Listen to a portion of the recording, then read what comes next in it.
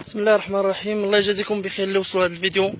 يحاول يبارطاجي على وسائل النطاق.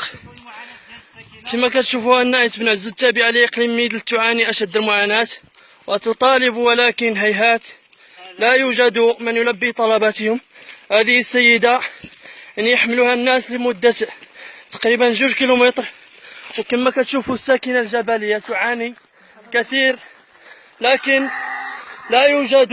لذا نطالب من المسؤولين الذين يأتون في مواسم الانتخابات وفي مواسم الأخرى حيث يطالبون بمصلحتهم أن يراعوا لهذه الساكنة، ساكنة آية بن عزو تابعة لإقليم ميدلت، أن يلبوا طلباتهم وحاجاتهم. هذه السيدة مريضة مسكينة، لهذا يحملها الناس لمدة ساعة تقريبا باش يوصلوا الطريق يعني المحلية باش يوصلوها لمستشفى ميدلت. لهذا